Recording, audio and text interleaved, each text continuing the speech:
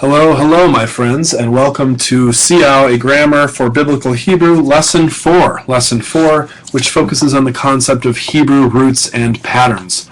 This is kind of an interesting lesson in that it doesn't advance the ball in the way that some of the other lessons do. I mean, this isn't like the introduction to the verb or the noun or anything. However, the concepts that we're going to be reviewing here as we walk through our lesson in our customary way are going to, if you can understand them, if you can get a grasp on some of the basics, the key central things here, which I'm going to be talking about, this will help you tremendously with some things that might otherwise be confusing to you later on. So this is really important. You might have to listen to this one twice. You might have to read this one on your own before listening to this recording and then again afterward, but do what you can to understand these concepts. Turn with me, if you will, in the book to page 23, the beginning of this lesson, especially the list of words right at the center of the page. Consider the following forms, Seow writes provocatively. I'm going to read these out loud in Hebrew, this list of, like 7 or 8 words here. And just think as I'm reading them, what do these words have in common? Just in Hebrew, okay? In fact, what I'm going to do, I'm going to cover up that English side with my hand. Just look at the Hebrew words, all starting with, okay, well, not all, but here we go. Molak, Yimlok, Molek, Melek, Malka, Malkuth, Mamlaka. What do all those words have in common in Hebrew? Did you catch it there? It's not too hard to catch. They all have the same, what we call in Hebrew, root. Hebrew roots are made up of 3 letters. Letters are sometimes, or consonants, sometimes referred to as radicals. And that root, those basic letters are M-L-K. Mem, Lam, and Kaf, right? Melek, the word for king. Except when you say Melek, M-L-K, in 7 different ways, and sometimes even adding a letter on the beginning of the word, or the end of the word, or the middle of the word, you get 7 different words, and not just words, sometimes little sentences. Like Malak is actually a short little sentence. He reigned. He reigned as a verb. We're going to come to recognize this form here as the basic verbal form. He reigned. He did the thing that a melek does. He malaked. He reigned. Yimlok, he reigns, or he will reign. Now all of a sudden it's gotten to be future somehow, or present tense, ongoing. Molek, now that's like what we might call a participle, one who reigns, kind of like a combination between a verb and a noun. Reigning. Melek, the word we're probably familiar with by this point, just a good old noun for king. But then also Malka is like a lady king or a queen. See that feminine ending, ah? Then you have Malkuth, kingship or reign, as though somehow that uth ending has made that melek root sort of like abstract or into a kind of concept, a kingship or a reign. And now mamlaka, notice we have an extra mem on the front of the word. This is something that happens in Hebrew a lot. You get a mem on the front of a certain kind of noun, and it sort of makes that verbal notion or that noun notion something else, like here, kingdom or sovereignty. What are the common elements? Well, it's those 3 consonants, MLK. This is the root of the word. And you get essentially in Hebrew these roots, these 3-letter roots, and then all kinds of variations for what you can do with that root to create different meanings with that root. So, kind of interesting, right? Turning the page, page 24. Here we get a little more in-depth explanation. Don't worry about that word. So he's got top of page 24, Malak, see the Hebrew word, and then Katal, he reigned. Don't worry about the Katal, Yiktol, all that stuff. Seow will tell you about this. And he's going to use these terms in some places. I'm not sure how helpful they really are. What I would like you to know, though, is that there are different root types, bottom of page 24, different root types. Words that have the same types of letters in certain places tend to behave in similar ways when changes occur. And yes, changes will occur to our familiar happy words in Hebrew. There are ways of grouping these 3-letter words together. So he's got this chart at the bottom, going from left to right. Or no, let's go from right to left, like in Hebrew. So that first one, third aleph, 3 aleph. 3 refers to the third letter in the word. See that? Mem, sade, aleph. So matzah, find, the third letter is an aleph. When Hebrew words have a third letter that's an aleph, they behave in certain ways when you add endings. Okay, you don't have to memorize what those ways are right now. You just need to know that it occurs. Next one, third hey. When the hey is the last letter, the hey is always doing something. The hey is a tricky one. Here's a little saying that you can chant in your sleep. Write it as a sign for your room, whatever. When you get a hey at the end of a word, or even sometimes in different places in a word, the hey goes away. The hey goes away. The hey goes away. The hey goes away. Okay. Chant it, okay, seriously. This is how you remember stuff. The hey will often go away. Second yod. If you have a yod in the middle of a word, those words behave in a specific way. Second vav. If you have a vav in the middle of a word. These letters are sometimes called weak letters in that they become assimilated to other letters around them, or they just disappear when these words change. This is why we're listing these. Then you get first aleph. When the aleph starts a word, sometimes you get stuff. Also a first nun. First nun. When a word begins with an N, certain things happen to the N. And we'll find out what those are. You also get, top of page 25, here's another category to memorize, words that are called geminates. Geminate, from the Latin word geminis, or twin. You get letters 2 and 3 are twins, like kalal or savav. Okay. So, he gives a chart here on page 25. You get words, a word like malak, then you get a root, mem, lamed, kaf. You get a pattern, which is just a way of describing it in English transliteration, using the root qtl, katal, or to kill. So katal is just descriptive of what the word sounds like. And then what type of root it is. So strong types are just normal, but then you get first nun, third aleph, first aleph, second yod, and geminates. Okay? Now look, the issue comes up here, the issue that comes up and will cause us problems has to do with this thing, weak radicals, page 25. I'll read Seow here. Word patterns can sometimes be problematic because some radicals are more susceptible to changes than others. M's and L's and K's, those are pretty strong letters in Hebrew. Those don't really change when you add stuff in the middle or different kinds of vowels. They're cool. However, other words like these first nun, third aleph, first aleph, second yod, a hey in there, these become a problem. Some radicals or some letters are said to be weak. It's not a moral judgment, just has to do with changes. Some radicals are said to be weak, and a root with this radical is called a weak root. By the same token, this is tricky, a root with 2 weak radicals is regarded as doubly weak. It's common to treat the nouns and verbs with these letters as irregular. But then, the number of irregularities in Hebrew becomes enormous, and the task of memorizing the forms daunting. The weak radicals are, however, in fact, not difficult to understand once their idiosyncrasies are isolated. A good grasp now of how these radicals behave will greatly facilitate learning in Hebrew from later on. Okay, that's why we're doing this.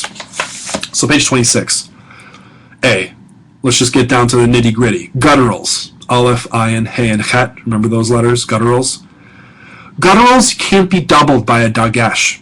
So if the normal word pattern that you're into, we haven't gotten into these yet, but if it calls for a dagesh where you would normally have a dagesh for doubling, with one of these gutturals, you don't get doubling. Instead, you get this thing called compensatory lengthening. Compensatory lengthening being the lengthening of the vowel previous to the letter that can't be doubled. Okay, so example number 1 here. This word ma'ain. It should be, he's got it marked with an asterisk there, it should have 2 alephs, ma'ain, but it only has 1.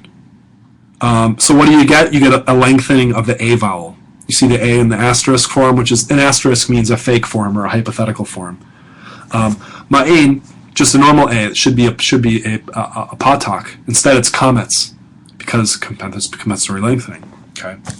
You could also get this thing. This is one of my favorite concepts in all the language. Letter beta down there on page 26.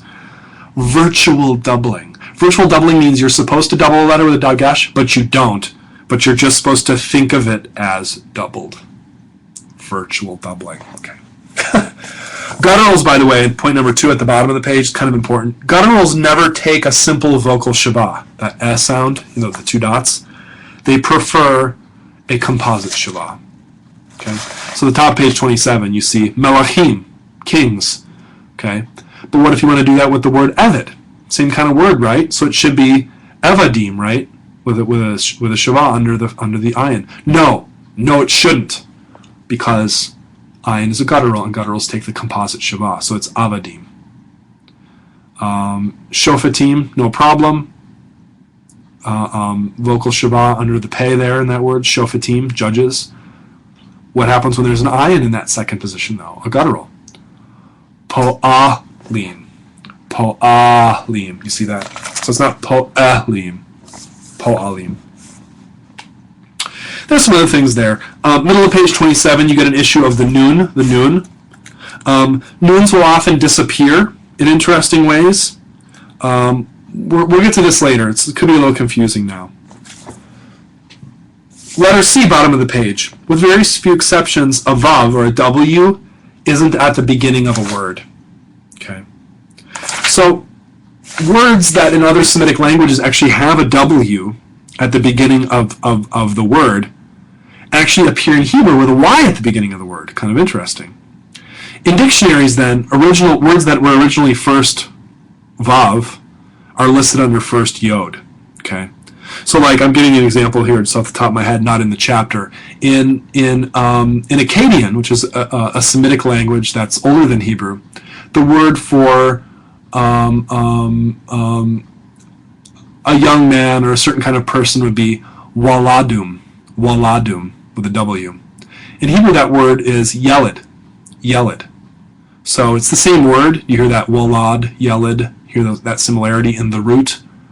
And yet, in Hebrew, it starts with a Y. Okay.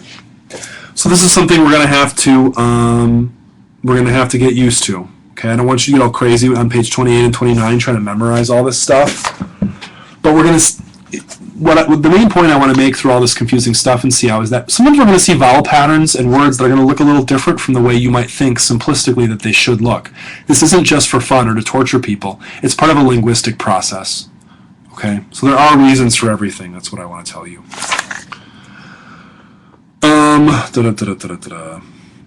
Page 30 and 31. Words that have a hey at the end of the word, actually in an earlier stage of the language, we're pretty sure actually used to have a yod or a y at the end of the word. So like the word sadeh, at the top of page 31, sadeh, field, actually probably used to be something like sadayum. It had a y in the middle of it, but then you lost that case ending, the and then eventually you just lost the y, so it became sadeh. Okay, just a little historical linguistics there. But knowing that the hey at the end of a word, if the hey is the third consonant, oftentimes that actually used to be a y, will help you understand why it is when you add endings to words that are third hey, sometimes that hey turns into a y, and you're like, why is that a y? Well, it's a y because that y is actually original and it's being preserved. Okay. Pages 32 and 33 walk you through some things. I want you to read it, and I want you to go crazy. Nouns with prefixes. Sometimes you get a mem, a tav, or an aleph at the front of a word. Page 35, okay? Weak radicals, a summary. Know these things and know them well.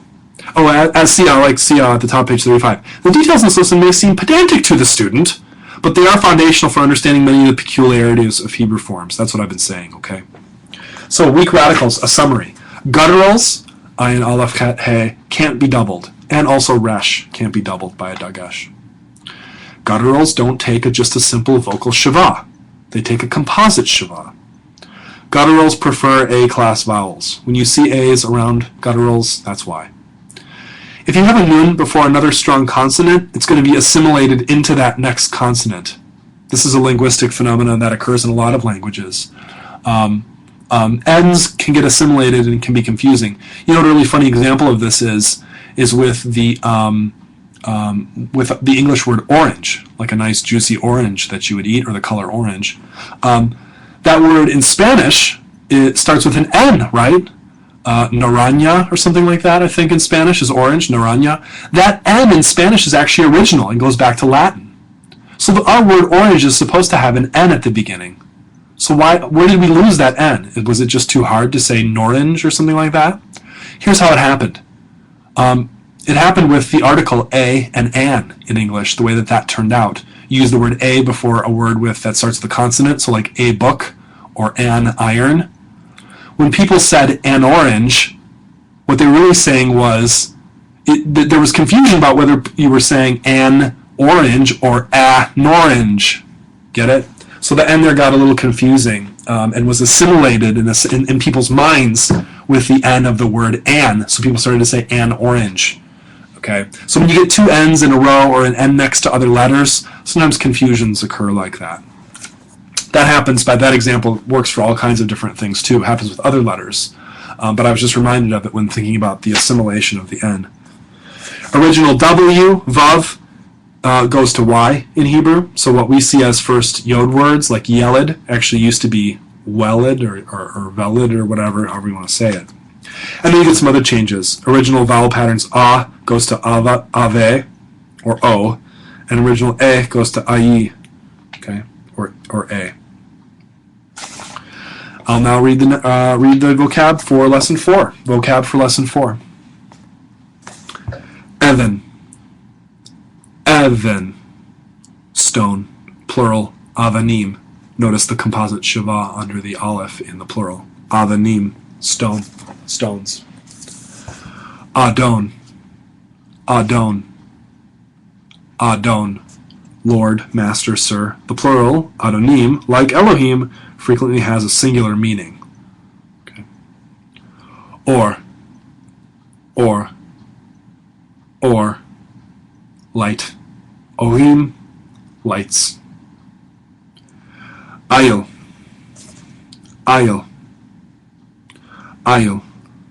ram.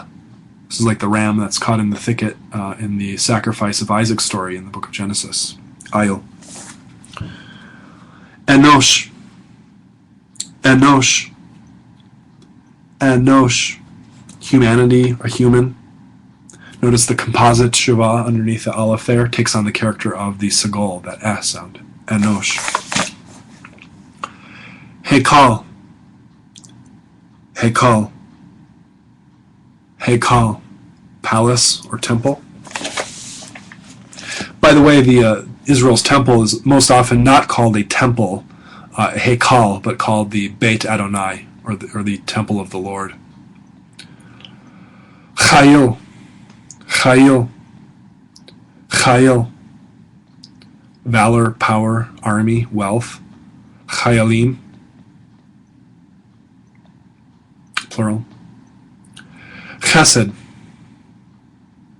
Chesed. Devotion, loyalty, faithfulness, proper act. The word chesed has a ton of meanings. Hard to nail it down. Often in Bibles, this word is translated as loving kindness, which is kind of a weird word. Choshek. Choshek. Darkness. Choshek. In Genesis chapter 1, God's Spirit hovers over the face of the Tehom, the deep, but there is darkness, choshek, over the face of this uncreated space. Choshek. Lechem. Lechem. Notice that these words like lechem and choshek and chesed are referred to as segolits, and they're accented on the first syllable.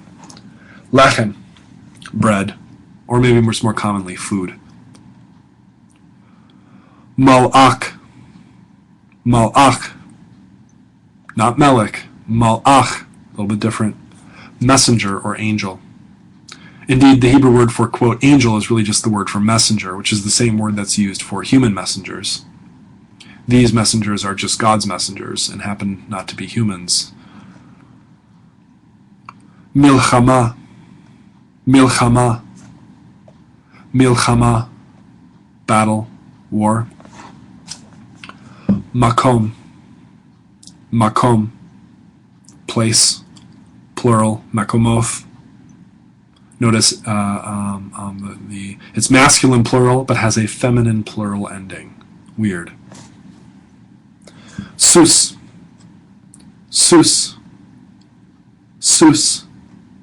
Horse, stallion. Avon. Avon. Plural. Avonoth. Guilt, iniquity. Ola. Ola. Ola is a burnt offering and is related to the verb Allah. Allah, which means go up, ascend. Okay. So a burnt offering is something that you send up. Where do you send it? Up to God. Pui. Pui. Pui. Fruit. Ruach. Ruach.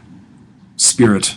Wind. Breath. Notice the furtive patak there beneath the chet means it's pronounced before the chet. So, ruach. Ruach. All right, that's it. Lesson 4.